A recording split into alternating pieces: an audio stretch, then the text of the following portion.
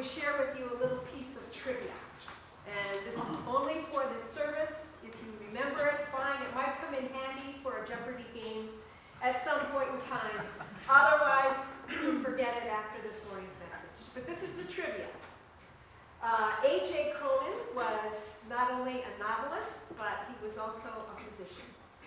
He was a proud agnostic. And when he went through medical school, this was one of his statements.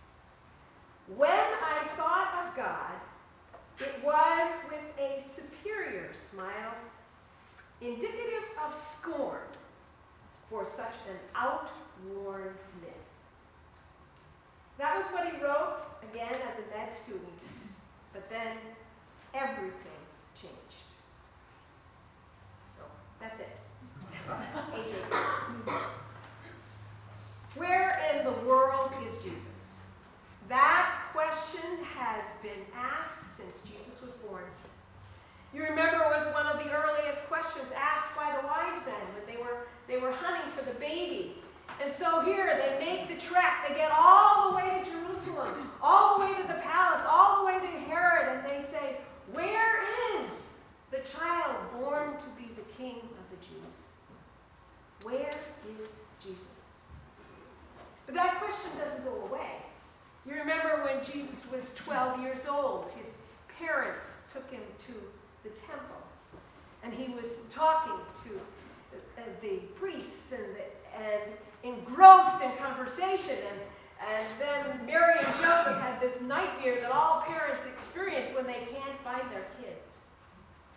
I had that happen once. I lost Julie in a library, and I can still feel the heart palpitation.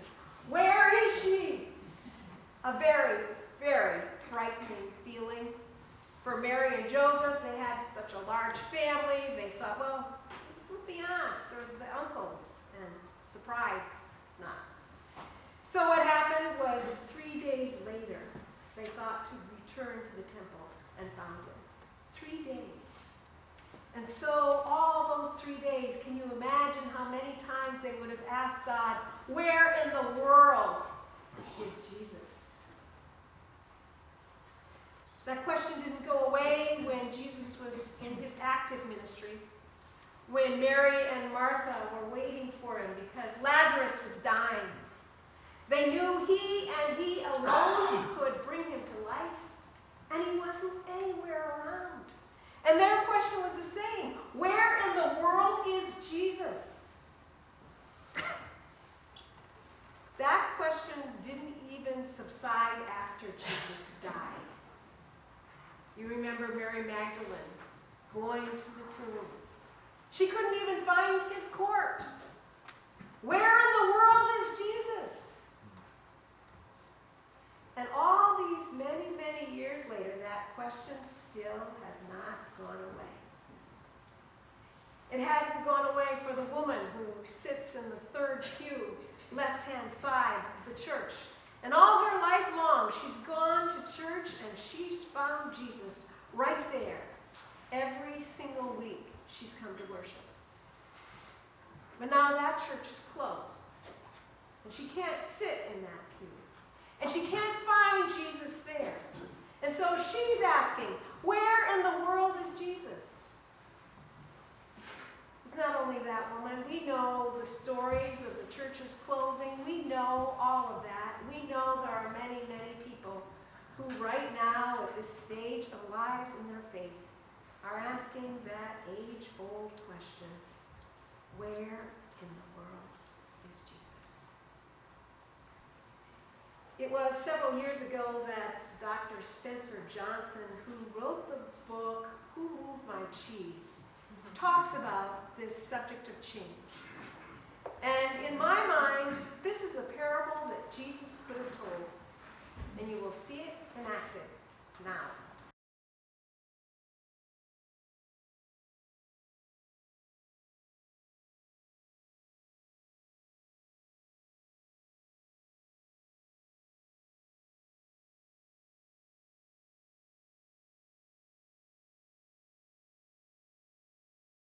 Once upon a time,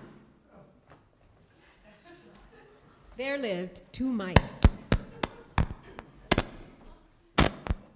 One was named Haw, the other Hem. Every day they went out for cheese. They had no idea where the cheese came from or who gave it to them. They just assumed that it would always be there, where they expected to find it. There's enough cheese here to last forever. We deserve this cheese. They built their whole lives around its supply. But one morning, they arrived at the place where the cheese had always been, and it wasn't there. What to do? The 2 mice were angry. What? No cheese? Who moved the cheese? They spent a long time hemming and hawing. Mostly, they kept looking around in the same place to make sure that the cheese really was gone. Then they began to panic. What will happen if there is no more cheese? They froze and became like statues. Eventually, Hem and Haw began analyzing the situation, asking, How could this have happened? We don't deserve this. As they sputtered, Hem and Haw were becoming increasingly frustrated, not to mention hungry, and they started blaming each other. Finally, in desperation, Haw said, Let's stop. Go hunt for new cheese. No, I'm staying right here. It's dangerous out there. Besides, I'm too old for adventure. And I hate getting lost. With that, Haw realized that he too was afraid and decided to stay put. Sooner or later, someone had to put their cheese back. At last, after waiting and waiting and waiting, Haw said, It's time to go out and find new cheese. Well, what if there is no cheese out there? And even if there is, what if we can't find it? I don't know.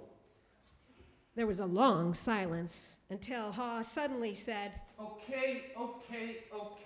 It's May's time. So off they went. It was difficult. But what Haw learned was that he just had to let go and trust whatever lay ahead. And when he did that, he discovered that it felt good just to be moving forward. To motivate himself, Haw started to envision different kinds of cheese, of being able to eat as much as he wanted. That gave him incentive. But Hem rebelled, and stopping in her tracks said, I don't want new cheese. I want my old cheese back. I'm going home. So then, Haw just shook his head and went on his own. He came to realize that what one fears is almost never as bad as what one imagines. Besides, he actually started finding little bits of cheese. And as Haw let go of the past and adapted to the present, he started gaining confidence. But then, before long, it happened. He found a whole block of new cheese at a new station and thought, This is too good to be true. Hurrah for change.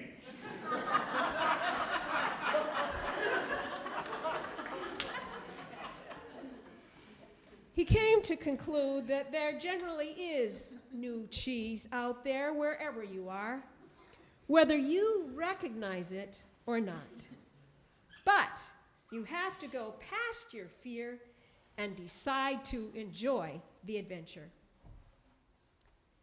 He didn't appreciate it at the time, but in time, Haw realized that the change had turned out to be a blessing in disguise. It had actually led him to find better cheese. He had even found a better part of himself. Haw thought about going back to find him, but then he realized that she probably had to find her own way. So instead, Haw wrote down what he had learned. 1. Change happens.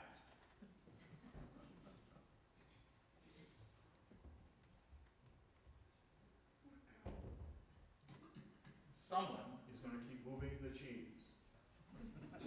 2. Expect change.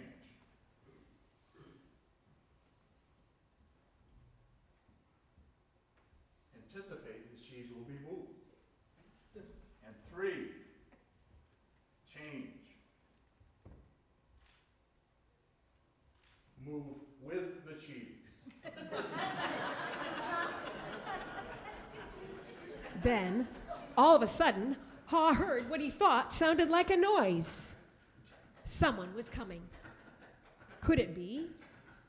Haw said a little prayer and hoped, as he had many times before, and there, standing before him, was him.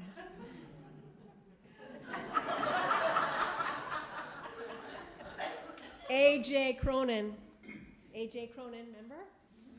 A.J. Cronin wrote these words: "Life is no straight and easy corridor, but a maze of passages through which we must seek our way, and now and again checked in a blind alley.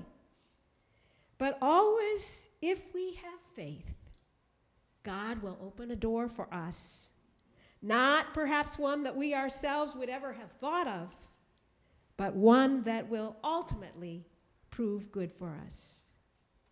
And there he will be, Jesus Christ, the same, yesterday, today, and forever." Amen. Amen. Amen.